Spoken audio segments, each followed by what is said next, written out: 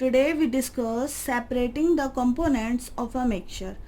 देखिए previous classes में हमने बहुत सारे कंपोनेंट जैसे सॉल्यूशंस हुए, मिक्सचर हुआ और भी हमने डिस्कस कर लिए हैं, जैसे कि सस्पेंशन, ठीक है, और कोलॉइडल सॉल्यूशन, ठीक है। तो ये सब हमने डिस्कस कर लिया, हमने इनकी प्रॉपर्टीज़ को डिस्कस किया है। अब हमें ये देखना है कि जब ये सारे सॉल्यूशंस आपस में मिक्स हो जाते हैं या हमारे पास कोई मिक्सचर प्रेजेंट है तो हम उसको कैसे सेपरेट करेंगे। तो उनको सेपरेट करने की भी टेक्निक होती है, एक प्रॉपर वे होता है कि how to separate, how to हम फिल्ट्रेट। तो हमें हर जगह ये फिल्ट्रेशन वाली टेक्निक तो नहीं लगेगी, हर चीज़ को सेपरेट करने की अपनी एक टेक्निक होती है, तो वो टेक्निक हमें समझनी है। तो अब हम जो डिस्कस करने जा रहे हैं उसमें हम कुछ इन्हीं टेक्निक्स को डिस्कस करेंगे, ठीक है। तो हमारा जो टॉपिक है separating the component of a mixture, इसमें हम वेरियस टाइप के कंपोनेंट को सेपरेट करने वाले हैं, ठीक है। ऑब्वियस सी बात है कि वो मिक्सचर होंगे, मतलब एक कंपाउंड दूसरे कंपाउंड में मिक्स होगा तभी तो वो क्या बना है, तभी तो वो मिक्सचर बना है। और हमें नीड क्या है उसको सेपरेट करने की, क्योंकि वो मिक्स हो गए हैं, इसलिए हमें क्या नीड है, उनको सेपरेट करने की। ओके, तो हम यहाँ पे यही सेपरेट टेक्निक्स को देखने वाले हैं। आपकी बुक में बहुत सारी दी हुई हैं, तो वो आप रीड करिएगा। मैं यहाँ पे सिर्फ इम्पोर्टेंट आपको डिस्कस करने वाली हूँ, ठीक है ना।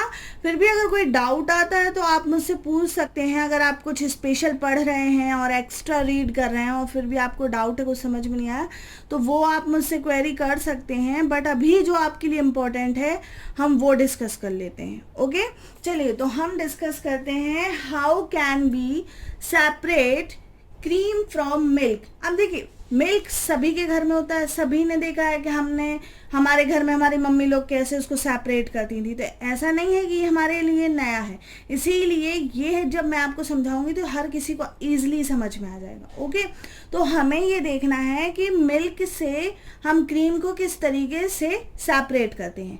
Now a days we get full cream, toned and double toned varieties of milk packed in poly packs और tetra packs in the market। देखिए यहाँ पे इन्होंने टाइप्स ऑफ जो वैरायटी हमको मार्केट में अवेलेबल है उनके बारे में बताया हमें। देखिए आजकल क्या कुछ डॉक्टर्स होते हैं वो हमें प्रिस्क्राइब करते हैं कि आपको टोन्ड मिल्क लेना है, आपको डबल टोन मिल्क लेना है, या आपको फुल क्रीम मिल्क लेना है। जैसे किड्स के लिए, बच्चों के लिए फुल क्रीम होता है, बड़ों के लिए या हेल्थ कॉन्शियस के लिए टोन्ड मिल्क होता है। तो और जो जिम वगैरह करते हैं उनके लिए डबल टोन्ड। तो ये क्या है, ये वैरायटी है मिल्क की। डबल टोन्ड मतलब उसमें को डबल तरीके से क्या क्रीम को निकाला हुआ, टोन्ड मतलब एक बार उसमें से क्रीम निकाली हुई, फुल क्रीम मतलब उसमें पूरी क्रीम प्रेजेंट हो, जो सारे बच्चों के लिए बहुत ज़रूरी होती है। तो ये सारी वैरायटी हैं जो आजकल मार्केट में अवेलेबल है मिल्क की। अब देखिए ये किस तरीके से, और इन्होंने बोला पॉलीपैक्स, मतलब आजकल जो जैसे अमूल है वो किस तरीके से हमें पॉलीपैक्स करके देता है, उसकी टेट्रा पैकिंग भी होती है। तो ये ताकि हमारा जो मिल्क है जब तक हम तक नहीं आ पा रहा है तब तक वो सेफ रहे। तो इस सारी कंडीशंस को हमारे मार्केट में फॉलो किया जाता है। तो वो किस तरीके से मिल्क से क्रीम को सेपरेट करते हैं ये भी हमें पता होना चाहिए। या हम घर में भी क्रीम को कैसे सेपरेट करते हैं, हमने देखा है हमारी दादी माँ और नानी माँ क्या है, मिल्क में से क्रीम निकालती थी, वो इस तरीके का एक कुछ लगा होता था, उसको ऐसे ऐसे करती थी तो उससे क्या है क्रीम निकल आता था, जैसे हम बटर मिल्क बोलते थे। और फिर उसी को हम यूज़ मट्ठा और फिर दही छाछ बनाते थे। तो वही टेक्निक्स को थोड़ा सा और मॉडिफाई करके आजकल हम इसको बहुत लार्ज उसमें लार्ज एरिया में यूज़ करने लगे हैं। जैसे अमूल एक कंपनी है जो मिल्क प्रोडक्शन करती है, तो वो मिल्क प्रोडक्शन ये नहीं करती कि वो गाय से या क्या कहते हैं काऊ से या बफेलो से मिल्क ले रही है, नहीं, वो मिल्क को स्टोर करके आप तक पहुंचाती हो। जब तक आप तक वो मिल्क नहीं पहुंच जा रहा है तो उसको स्टोर कैसे रखना है, उसको सेफ कैसे रखना, ये टेक्निक्स वो अपनाती है। इसलिए वो इस तरीके से मिल्क का सेफ और स्टोरेज करती है। तो वो ये है ना कि वो मिल्क प्रोडक्शन करती है। मिल्क प्रोडक्शन तो कौन कर रहा है, हमारे एनिमल्स ही कर रहे हैं, बट उसको किस तरीके से यूज़ करना है और सेफ रखना है आगे के लिए, ये कर रही है हमारी कंपनीज। तो हमें भी पता होना चाहिए कि हम इसमें कैसे कर सकते हैं। तो चलिए हम अपने टॉपिक पे वापस आते हैं। तो हमने बोला कि हमें सेपरेट करना है किससे, मिल्क से सॉरी क्रीम को मिल्क से, ठीक है ना। तो देख लेते हैं कैसे करते हैं। तो ये आपको एक्टिविटी दी है 2.5, आप सभी की बुक में है, बुक निकाल लीजिए, साथ में पढ़ते हैं हम। देखिए हमें क्या दिया है, सबसे पहले take some full cream milk in a test tube. अब देखिए हम लैब जाएंगे या फिर हमें अगर थोड़ा सा करना, अगर हम घर पे भी कर सकते हैं, पर हम अब साइंस के स्टूडेंट हो, अब हम साइंस पढ़ने लगे हैं और हम थोड़े से बड़े भी हो गए, तो हम क्या करते हैं, हम टेस्ट ट्यूब में क्या है थोड़ा सा मिल्क ले लेते हैं जिसमें क्या है क्रीम प्रेजेंट है, ठीक है ना। फिर उसको हम सेंट्रीफ्यूज करते हैं। सेंट्रीफ्यूज मतलब देखिए एक मशीन होती है, जैसे आपने मिक्सी देखी है, जब मिक्सी चलती है तो उसकी मशीन कितनी जोर से गोल गोल गोल गोल गोल ऐसे घूमती है।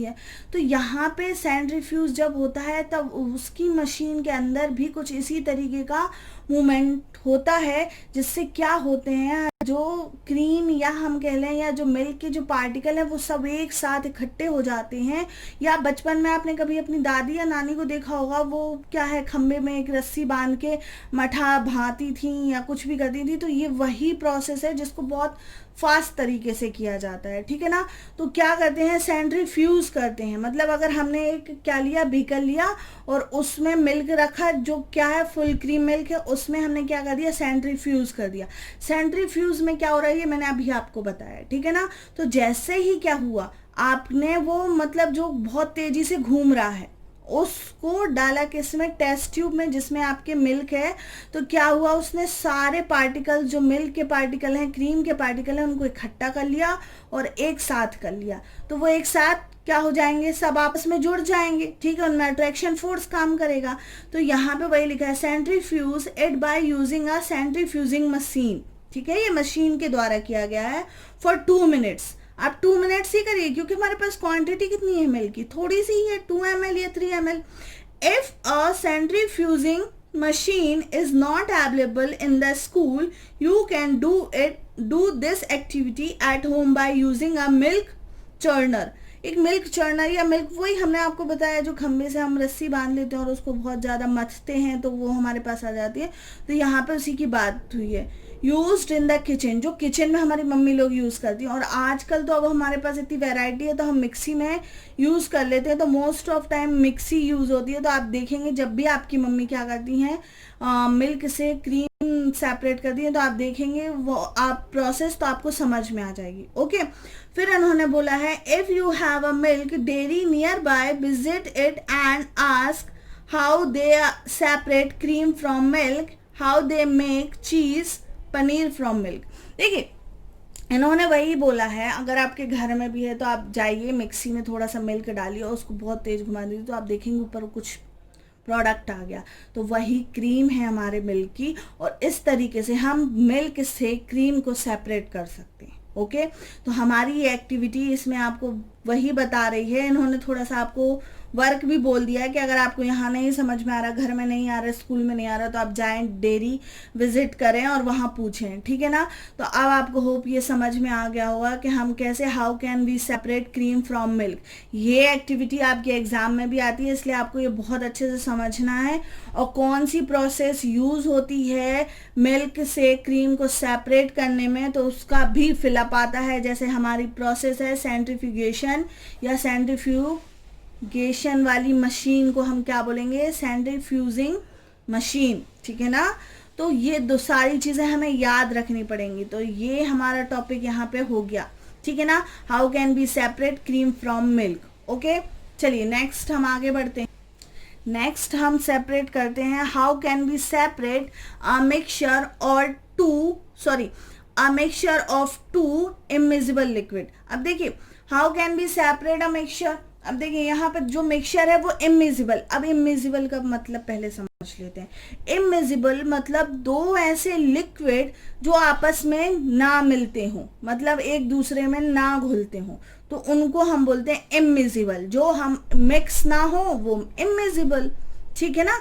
जैसे कि सबसे अच्छा एग्जांपल है ऑयल एंड वाटर। हम कितना भी ट्राई कर लें, हमारे वाटर में क्या है, ऑयल डिसॉल्व नहीं होगा। ओके, तो यहाँ पे दो अगर हम लिक्विड आपसे बोलें कि आप दो लिक्विड ले लीजिए, तो कौन से लेंगे आप? यस, आप वाटर और ऑयल ले सकते हैं। ऑयल में कोई भी ऑयल, कैरोसिन ऑयल या फिर जो भी खाने का ऑयल है आप वो भी ले सकते हैं।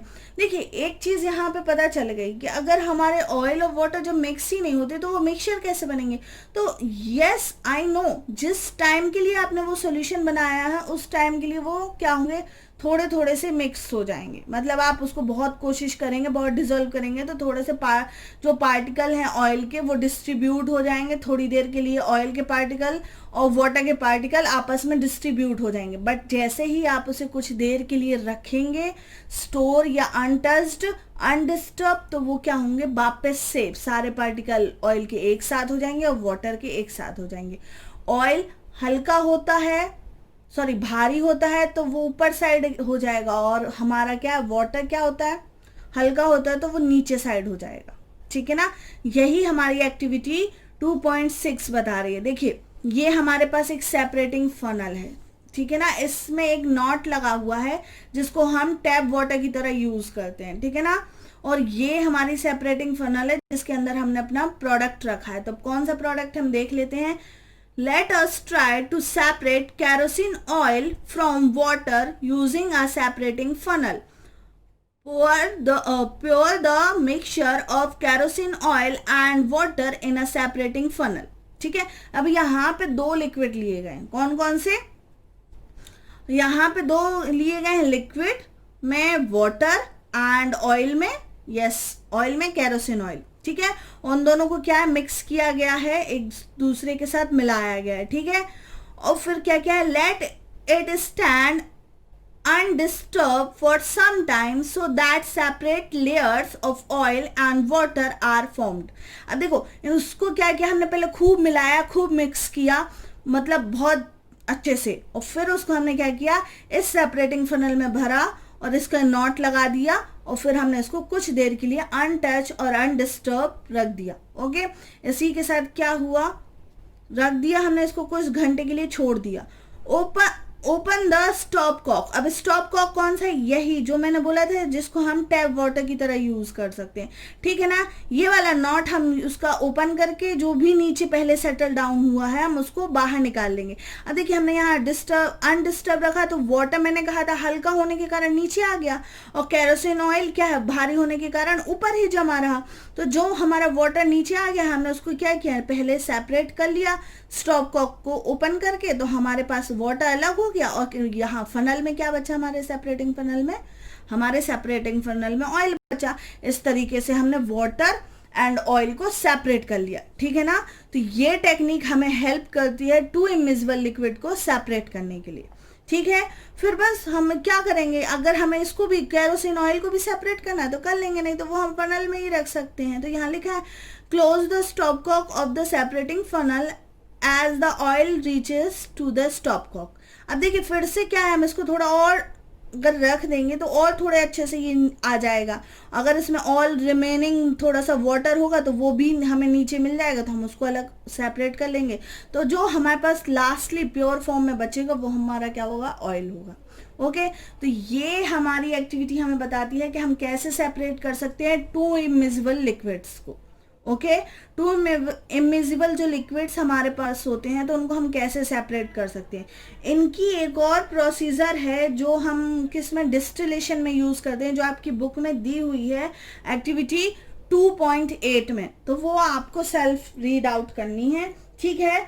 वो हम आपसे पूछेंगे, ठीक है ना। उसका एक और फॉर्म आपको दिया है एक्टिविटी 2.8 में, उसका डायग्राम और एक्टिविटी वो आपको लर्न करनी है। ओके, चलिए नेक्स्ट हम बढ़ते हैं। अब हमें करना है, हमारा नेक्स्ट टॉपिक है how can be separate a mixture of salt and camphor. अब देखिए कैम्फर मतलब कपूर और सॉल्ट। कभी कभी ऐसा होता है कैम्फर भी हमारे पास क्या है? सॉल्ट जैसे फॉर्म में होता है, तो वो क्या होता है? मिक्स हो जाता है।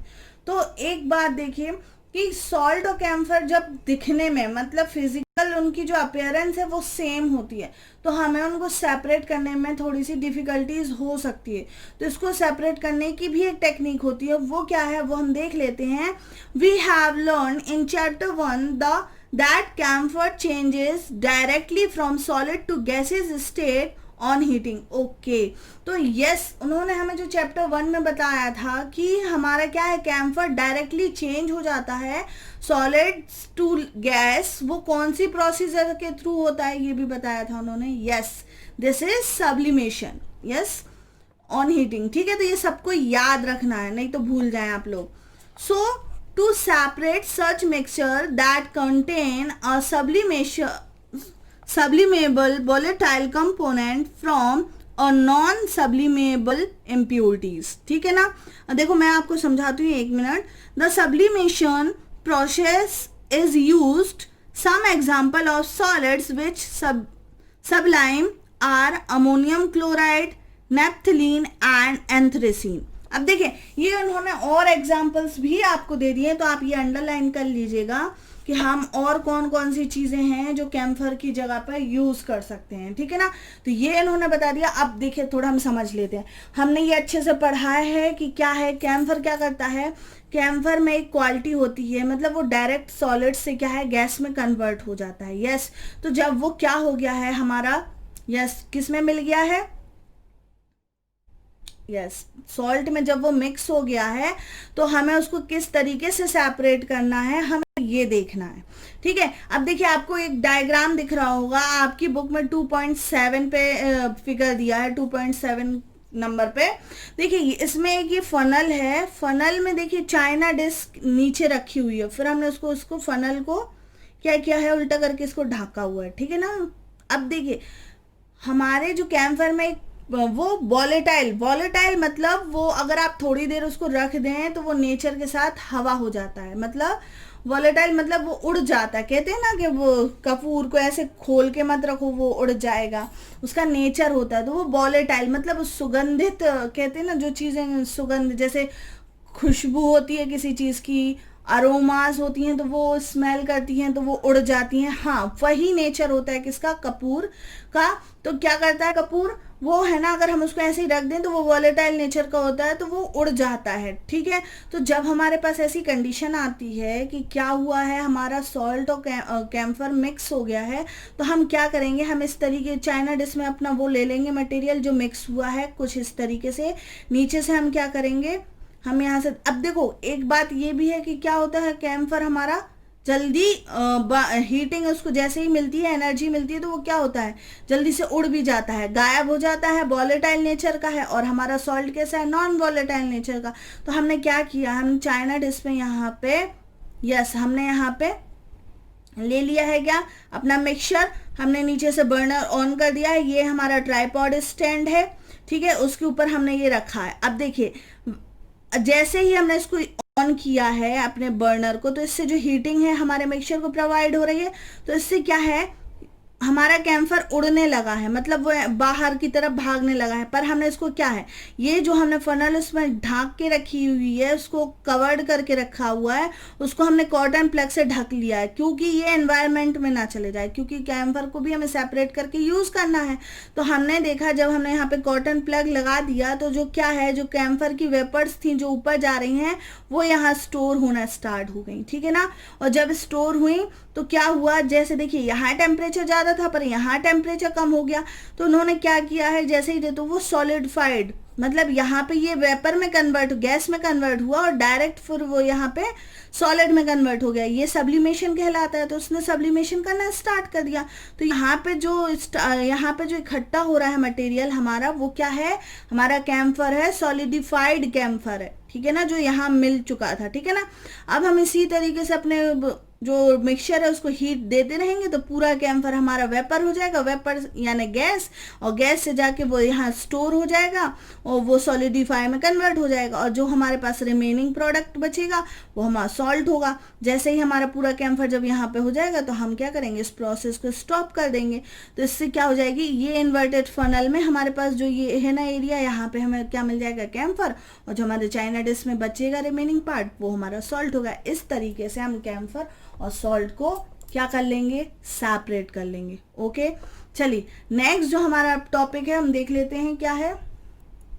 नेक्स्ट हमारा जो टॉपिक है वो how can B obtain different gases from air. अब देखिए ये बात हम सबको पता है कि जो एयर है हमारी वो क्या है, मिक्सचर ऑफ गैसेस। तो अब अगर हमें एयर को भी प्यूरिफाई करना है, मतलब हमें एयर से भी डिफरेंट टाइप्स की जो टॉक्सिक गैसें हैं या फिर जो भी अनवांटेड गैसें हैं हमें उसे क्या है रिमूव करना है, तो हम उसको कैसे सेपरेट करेंगे। तो उसके लिए भी हमारे पास प्रोसीजर है, वो दी हुई है आपकी बुक में, figure number 2.12 separation of component of air. ये वाला डायग्राम आपको बुक में कॉपी में ड्रॉ करना है, ठीक है ना। तो ये आता है क्योंकि, और कभी कभी तो ये फिलअप में भी इसके कुछ स्टेप पूछे जाते हैं, तो ये आपको बहुत केयरफुली पढ़ना है, ठीक है। चलिए तो हम देख लेते हैं how can B obtain different gases from air. तो ये किस तरीके से पॉसिबल है, हम अपनी एयर में से किस तरीके से डिफरेंट टाइप्स की गैसेस को क्या कर सकते हैं, सेपरेट कर सकते हैं, वो हम देखते हैं। तो देखिए इन्होंने बोला है कि air is a homogeneous mixture and can be separated into its component by fractional distillation। the flow diagram आपका यहाँ पे दिया है। देखो जो फ्लो डायग्राम है, जो थ्योरिकल डायग्राम है, वो हमें कुछ इस तरीके से दिया है कि हमने एयर लिया है, उसको क्या किया हमने डिफरेंट टेम्परेचर में, यहाँ पे लिखा है पहले एयर को क्या किया है, कंप्रेस किया है एंड कूल किया है by increasing pressure and decreasing temperature, ठीक है ना। तो कंप्रेस किया है और कूल किया है by increasing pressure and decreasing temperature. फिर वो क्या हो गई, जो एयर थी मतलब वो कौन सा फॉर्म था, गैसियस फॉर्म। अब कंप्रेस करना मतलब उसको प्रेशराइज करना, जैसे ही प्रेशराइज किया तो जो एयर के पार्टिकल्स यहाँ वहाँ मूव कर रहे थे वो एक साथ आ जाएंगे। जब पार्टिकल्स एक साथ आ जाते हैं और पास पास आ जाते हैं वो किस में कन्वर्ट हो जाते हैं, लिक्विड में। ये हमने पढ़ा हुआ है, ये सॉलिड लिक्विड गैस की प्रॉपर्टी है। तो एयर जो हमारी गैस फॉर्म में थी वो किस फॉर्म में कन्वर्ट हो गई, लिक्विड फॉर्म में, ठीक है ना। तो अब लिक्विड एयर हमारे पास यहाँ प्रेजेंट है, उसको हमने क्या किया, allow to warm up slowly in fractional distillation column.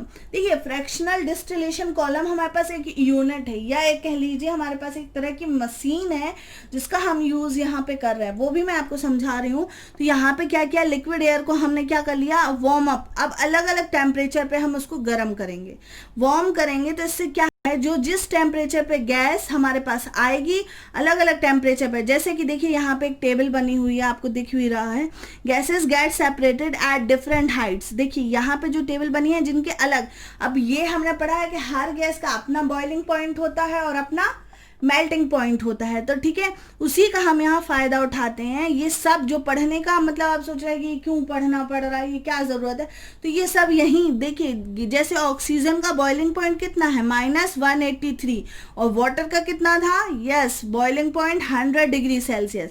तो देखिए जब ऑक्सीजन का इतने पे आप उसको बॉइल करेंगे तो आपको क्या मिल जाएगी, ऑक्सीजन। ऑर्गन वो भी मिक्सचर होती है किसमें, एयर में, तो आप उसको कितना बॉईल करेंगे -186 पे, तो आपको क्या मिल जाएगी, ऑर्गन। नाइट्रोजन उसका होता है बॉइलिंग पॉइंट -196, तो वो आपको मिल जाएगी, ठीक है। और यहाँ पे आप उसका वॉल्यूम भी चेक कर पाएंगे, अलग अलग परसेंटेज एयर, जो हमारी एयर होता है उसमें क्या उसका अलग अलग परसेंटेज होता है। नाइट्रोजन का हमने पढ़ा हुआ है, बहुत छोटे से हम पढ़ते आ रहे हैं, ये हमें बहुत क्वेश्चन आता था कि एयर के कंपोनेंट्स बताएं, उनके परसेंटेज बताएं, तो ये पता है नाइट्रोजन का 78% होता है, ये हमें पता है। ऑर्गन 0.9% होता है, ऑक्सीजन 20.9%, तो ये हम पढ़ते आ रहे हैं, तो हम उससे भी इसको मेजर कर सकते हैं। ओके, इस तरीके से हम क्या कर सकते हैं कि एयर से हम डिफरेंट टाइप की गैसेस को सेपरेट कर सकते हैं। इसी के साथ देखिए ये आपको एक डायग्राम दिख रहा होगा, figure number 2.12 separating components of air. देखिए ये हमारा एक चैम्बर है जो डिफरेंट स्टेप हमें शो कर रहा है, ठीक है ना। देखिए यहाँ से हमें फिल्टर लगा हुआ है, फिर हमने एयर को अंडर की, फिर उसको प्रेशर दिया, प्रेशर से क्या है, फिर ये एयर हमारा जब बहुत प्रेशराइज हो गई तो हमारे सारे क्या हुए, पार्टिकल्स एयर के कंप्रेस हो गए, कंप्रेस हुए तो वो पास आ गए तो उनमें कोलिजन बढ़ गया, कोलिजन के कारण क्या हो गया, वो बहुत ज़्यादा एनर्जी एक्सचेंज करने लगे, जिससे क्या हो गई हमारी एयर हॉट, मतलब उसकी डिग्री ऑफ हॉटनेस बढ़ गई, मतलब ये गर्म हो गई, सीधी सौ की एक बात, ठीक है ना। तो ये गर्म हो गई, तो जब यहाँ पे हमारे मूवमेंट बढ़ गया एयर का, तो यहाँ पे हमारे पार्टिकल्स के बीच में गर्मी या एनर्जी का लेवल बढ़ गया, टेम्परेचर बढ़ गया, तो वो हॉट एयर में कन्वर्ट हो गई। हॉट एयर को हमने क्या किया, इस वाले चैम्बर में डाला। ये जो है ना कॉइलिंग वाला चैम्बर, इसमें क्या हुआ, जो कुछ एयर्स है ना, जो मतलब यहाँ से उन्होंने क्या किया, फ्रीज वाटर, ठंडा पानी उन्होंने सप्लाई किया। तो यहाँ देखिए इस वाले चैम्बर में एयर फिल है, और ये जो कॉइलिंग वाली जो हमारी बनी हुई है उससे क्या है, वाटर पास हो रहा है, जो हमारी एयर को क्या कर रहा है, कूल, एयर को हमारी क्या कर रहा है, कूल कर रहा है। तो ये जो हमारी कॉइलिंग है इससे पास आउट हो रहा है, तो हमारी एयर क्या है, ठंडी हो रही है, ठंडी हो रही है तो कंप्रेस्ड हो रही है। क्योंकि देखिए जब हमारा वाटर कन्वर्ट होता है किसमें, आइस में, तो वो उसके क्या पार्टिकल्स बहुत ज्यादा कंजेस्टेड हो जाते हैं, क्लोजली पैक्ड। तो लिक्विड से ये कन्वर्ट हो गई किसमें, यस कन्वर्ट हो गई सॉलिड में। तो यहाँ पे आप वही कुछ समझिएगा, तो और कंप्रेस्ड हो गए हमारे जो पार्टिकल्स थे, वो और क्लोजली अरेंज्ड हो गए। फिर उनको यहाँ लाया गया तो वो कोल्ड कंप्रेस्ड एयर हो गई, ठीक है ना। उसको हमने फिर नेक्स्ट चैम्बर में लेके आए तो वो यहाँ पे सेपरेट हो गई। मतलब ये यहाँ पे दो तरीके से आपकी, यहाँ पे आपको कार्बन डाइऑक्साइड मिल गई जो ड्राई आइस में कन्वर्ट हो गई, क्योंकि वो बहुत ज्यादा कूल डाउन हो गई थी। ड्राई आइस आपकी बहुत ज्यादा ठंडी होती है, ठीक है ना। और फिर जो बचा हुआ हमारा रिमेनिंग पार्ट है, जो थोड़ा बहुत फिर भी बच गया, एयर में था जो नहीं हो पाया कंप्रेस, वो लिक्विड, हम लिक्विड चैम्बर में चला गया। जैसे ही लिक्विड चैम्बर में गया तो वहां पे वो नाइट्रोजन आउट या ऑर्गन के लिए जो बना हुआ था कंप्रेशन जेट, उसमें चला गया। वहां पे एक अलग अलग टेम्परेचर में उनको हीट किया गया, जिससे वो दोनों के लिए ये देखिए आउटलेट बने हुए हैं, तो दोनों ही क्या हो गई, आउट हो गई इस चैम्बर से। नाइट्रोजन भी आउट हो गई और ऑर्गन भी हो गई, वो अलग अलग चैम्बर पे। मैंने आपको बताया था टेम्परेचर कौन कौन से हैं, ठीक है। इसके बाद जो हमारे पास रिमेनिंग पोर्शन एयर का बचा, जो फिर भी नहीं गया लास्ट में, वो हो सकता है कि ऑक्सीजन। ऑक्सीजन क्या है, बहुत हमारे पास लास्ट तक है, तो ऑक्सीजन को हम क्या है, वो वाटर में भी हमें मिल सकती है। तो जो रिमेनिंग पोर्शन है हमने उसको ले लिया। तो जो हमारे पास बचा है, जब सारे एयर से सारे कंपोनेंट्स निकल गए तो लास्ट हमारे पास जो बचा वो ऑक्सीजन था, ठीक है ना। तो ये वाली प्रोसेस जो हमें ये पूरा हमें ये लैब में होती है, बहुत बड़े लेवल पे बहुत बड़ी मशीन्स लगी होती हैं इसके लिए। तो ये वाली हमें प्रोसेस बताती है कि how can B obtain different gases from air. Okay, तो हमें इसको किस तरीके से यूज करना है, किस तरीके से समझना है। तो आपको ये वाला फ्लो चार्ट, ये वाली टेबल और ये वाला डायग्राम बहुत अच्छे से करना है, ये आता है क्वेश्चंस, ठीक है ना। तो अगर आपने इसको नोट डाउन नहीं किया है कॉपी में, तो अब मैंने आपको समझा दिया है, तो आप अपने ओन वे, अपने ओन वर्ड्स में इसको राइट करेंगे, ठीक है। चलिए नेक्स्ट जो हमारा टॉपिक है वो है, नेक्स्ट हमारा जो टॉपिक है फिजिकल एंड केमिकल चेंज। तो देखिए फिजिकल और केमिकल चेंज हम प्रीवियस क्लासेस में बहुत सारा पढ़ते आ रहे हैं, तो ये बस आपको मैं सेल्फ रीडिंग के लिए दे रही हूँ, ठीक है ना। मतलब असाइनमेंट में आपको यही है कि आप फिजिकल और केमिकल चेंज में डिफरेंस सर्च करेंगे और कम से कम 10 फिजिकल चेंजेस और 10 केमिकल चेंजेस बताएंगे कि क्या क्या होते हैं, ठीक है। आप इस बुक की हेल्प ले सकते हैं और आप अदर किसी बुक की भी हेल्प ले सकते हैं। आप इनके डिफरेंस प्लस इनके एग्जाम्पल्स दोनों आप सर्च करेंगे और खुद से रीड आउट करेंगे, ठीक है। यही आपका असाइनमेंट है, ठीक है। तो ये आपको बहुत अच्छे से करना है। इसी के साथ हमारा लास्ट जो टॉपिक बच रहा है वो है what are the types of pure substance. तो ये हमने स्टार्टिंग में डिस्कस कर लिया था एलिमेंट्स और कंपोनेंट्स के बारे में, तो वो हम ऑलरेडी पढ़ चुके हैं। तो आपका जो लास्ट टॉपिक है एलिमेंट्स एंड कंपोनेंट्स, वो भी हम पढ़ चुके हैं कि एलिमेंट्स 1 टाइप्स के होते हैं और उनमें बहुत सारी क्या होती है, प्रॉपर्टीज होती हैं जो आपकी बुक में दी है। तो मेटल्स के बारे में यहाँ बताया गया है, मेटलॉइड्स के बारे में, नॉन मेटल्स के बारे में, तो ये पूरा आपको दिया है। तो अगर आपको एलिमेंट और अच्छे से पढ़ना है, डीपली पढ़ना है, तो आप इस पेज को, पेज नंबर 25 को प्रेफर कर सकते हैं। बाकी एलिमेंट्स वही जो हमने पढ़ा था, मेटल, मेटलॉइड्स और नॉन मेटल्स, तो वही हैं। कंपोनेंट्स क्या होते हैं, इनमें थोड़ा सा फिक्स्ड प्रपोर्शन मिक्स होता है। क्या होता है, फिक्स्ड प्रपोर्शन मिक्स होता है, इसलिए इनको कंपाउंड बोला जाता है। ये बनते किस तरीके से हैं, एलिमेंट्स में ही हम अगर मिक्स कर दें किसी अदर कंपाउंड्स को तो वो कंपाउंड बन जाते हैं, ठीक है ना। तो ये हम दोनों ऑलरेडी प्रीवियस वीडियो में बहुत अच्छे से डिस्कस कर चुके हैं। तो इसी के साथ हमारा चैप्टर 2 बिल्कुल फिनिश हो गया है, अब कुछ नहीं बचा, हम लास्ट आ चुके हैं, यस लास्ट टॉपिक पे आ चुके हैं, जो कि है मिक्सचर एंड कंपाउंड में डिफरेंस। इसी के साथ हमारा ये चैप्टर ख़त्म होने वाला है। तो हम लास्ट टॉपिक अपना डिस्कस कर लेते हैं, और बहुत इंपॉर्टेंट ये सबको लर्न करना है, what is the difference between mixture and compound. और हम इसके बाद अब चैप्टर 3 स्टार्ट करेंगे, ठीक है ना। चलिए तो हम देख लेते हैं क्या मेन डिफरेंस है एलिमेंट्स और compound element or compounds just mix together to form a mixture and no new compound is formed। देखिए इन्होंने क्या बोला है, एलिमेंट्स और कंपाउंड क्या है, मिक्स होते हैं together to form a mixture जब इनका बनता है, but and no new, but इसमें न्यू कंपाउंड फॉर्म नहीं होता है, ठीक है ना। इसी तरीके से इन्होंने बोला है elements react to form new compounds. Elements देखिए जब मिक्सचर में क्या होता है कि हमारा कोई नया कंपाउंड नहीं बनता, मतलब एलिमेंट्स और कंपाउंड को हम मिक्स तो करते हैं पर उनका फिजिकल नेचर वही रहता है। जो मिक्सचर मिलता है उसमें फिजिकल नेचर एलिमेंट्स का और कंपाउंड का वही रहता है। ऐसा नहीं है सॉल्ट है, अगर उसका टेस्ट क्या है सॉल्टी है तो नहीं हमने पानी में मिक्स किया तो वो स्वीट हो गया, ऐसा नहीं है। तो यहाँ पे उन्होंने यही बोला है, कि जो सॉल्ट है मिक्सचर हैं, जब भी उसमें एलिमेंट्स और कंपाउंड मिक्स मिलते हैं या मिक्स किए जाते हैं तो उससे क्या होता है, मिक्स तो होते हैं वो, पर उसमें कोई न्यू कंपाउंड नहीं बनता, उनमें अपनी ओन फिजिकल प्रॉपर्टी होती है। हाँ केमिकली चेंज हो जाते हैं पर फिजिकल प्रॉपर्टी वही होती है, ठीक है। और फिर इन्होंने बोला है जो कंपाउंड होता है, देखिए मिक्सचर और कंपाउंड में डिफरेंस बताने का सिर्फ मेन मोटिव ये है कि मिक्सचर में भी कोई कंपाउंड मिक्स हो रहा है और कंपाउंड्स में भी कोई कंपाउंड मिक्स हो रहा है, पर फिर भी दोनों में बहुत अंतर है, वो हमें समझना होगा, इसीलिए ये चीज हम यहाँ डिस्कस कर रहे हैं। Compounds, elements react to form new compounds. जैसे ही एक एलिमेंट से दूसरा एलिमेंट मिलता है तो क्या होते हैं, न्यू कंपाउंड फॉर्म हो जाते हैं। ओके चलिए नेक्स्ट जो पॉइंट है, a mixture has a variable composition.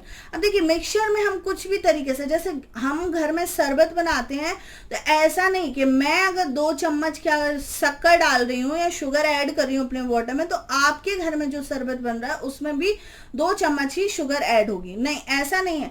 हम अपने अपने टेस्ट के अकॉर्डिंग क्या करते हैं, शुगर का वेरिएशन बढ़ा देते हैं या घटा देते हैं, कहीं पे क्या है सॉल्ट ऐड होता होगा। तो ये है, यहाँ पे मिक्सचर में ऐसा नहीं है, तो वेरिएबल आपको बहुत ज्यादा मिल जाएंगे जब भी हम क्या बनाएंगे मिक्सचर। अब पर कंपाउंड्स में ऐसा नहीं है, कंपाउंड्स में the compound of each new substance is always fixed. जब भी आपको कंपाउंड बनाना है, जैसे सपोज आपको वाटर बनाना है तो आपके पास फिक्स्ड कंपाउंड होना चाहिए कि आपको 2 एटम्स किसके, हाइड्रोजन के लेने हैं, 1 एटम आपको किसके, ऑक्सीजन के लेने, या हम ये कह सकते हैं 70% हमें हाइड्रोजन लेना है और 30% हमें ऑक्सीजन लेना है। दोनों को मिक्स करेंगे तो हमारे पास न्यू कंपाउंड आ जाएगा, वो होगा H2O, ठीक है ना। इसी तरीके से a mixture shows the properties of the constituent substance. अब देखिए जो मिक्सचर बनाया आपने, जैसे कि आपने शरबत बनाया है या लाइम वाटर बनाया है, तो वो क्या है, उन कॉन्स्टिट्यूएंट जिनसे मिलकर वो बना है उनकी भी प्रॉपर्टीज शो करता है। जैसे कि लाइम वाटर, नींबू पानी में नींबू का खट्टापन होगा, पानी का अपना कोई टेस्ट नहीं होता, शक्कर की अपनी स्वीटनेस होगी, ऐसा तो नहीं शक्कर खट्टी हो गई हो, और फिर सबका अपना अपना जो क्वालिटी था जिसके कारण हमने उनको मिक्स किया था वो मिक्स होने के बाद भी सेम है। ओके अब यहाँ पे हम देख लेते हैं जो हमारा है, the new substance has totally different property. अब कंपाउंड, अब देखिए हाइड्रोजन का नेचर अलग है, ऑक्सीजन का नेचर अलग है, पर हमने जैसे ही उनको मिक्स किया वो वाटर में कन्वर्ट हो गया और वाटर का नेचर अलग है, यस और नो। तो ये केमिकली हुआ, ठीक है ना। तो जब भी कंपाउंड फॉर्म होता है उसके नेचर में चेंज हो जाता है। The constituents can be separated Fairlie easily by physical method. अब देखिए अभी हमने बहुत सारी मेथड्स पढ़ी जो हमारी फिजिकल भी थी और कुछ केमिकल भी थी, जिनसे को हम जैसे कि इमिजिबल लिक्विड्स के लिए थी और कैम्फर के लिए थी, तो वो क्या हमारी फिजिकल मेथड्स थी जिनको हम फेयरली और इजली क्या कर पाए, सेपरेट कर पाए। जो मिक्सचर है जैसे कि हमारा सैंड और वाटर का हमारा मिक्सचर था, हम उसको बाय फिल्ट्रेशन क्या कर सकते हैं, सेपरेट कर सकते हैं। तो हमारा जो मिक्सचर है उसको हम इजीली सेपरेट कर सकते हैं, ठीक है ना। बट कंपाउंड बन जाने के बाद the constituent can be separated only by chemical और इलेक्ट्रोकेमिकल रिएक्शंस। देखो अब हमारा वाटर बन गया है, मतलब हाइड्रोजन प्लस ऑक्सीजन के रिएक्शन से हमारा H2O बन गया है। अब हम ये कर सकते हैं, अगर हमने कहा कि ये वाटर है, लो वाटर से आप हाइड्रोजन अलग कर दो, ऑक्सीजन अलग कर दो, तो क्या ऐसा पॉसिबल है? आप कहोगे मैम ये तो पॉसिबल नहीं है, बट यस पॉसिबल कब है, जब हम उसे केमिकली लैब में क्या करेंगे, टेस्ट करेंगे, लैब में टेस्ट करेंगे या इलेक्ट्रोकेमिकली उस पर कुछ प्रोसीजर अपनाएंगे तो हम उसको सेपरेट कर पाएंगे। पॉसिबिलिटीज हैं, हम ब्रेक डाउन कर सकते हैं वाटर को। बट हम ऐसे कहेंगे आप चलते फिरते घर में सेपरेट करिए तो क्या आप सेपरेट कर पाएंगे? No, it is not possible. Okay, तो ये चीज़ें बहुत ज़रूरी हैं, इसीलिए मैंने ये लास्ट जो टॉपिक हमारा बचा था मिक्सचर एंड कंपाउंड्स में हमारा डिफरेंस, तो मैंने डिस्कस किया। होप इसी के साथ हमारा ये चैप्टर फिनिश हो गया है। अब हम चैप्टर 3 स्टार्ट करेंगे नेक्स्ट वीडियो से। Okay, thank you student, keep study.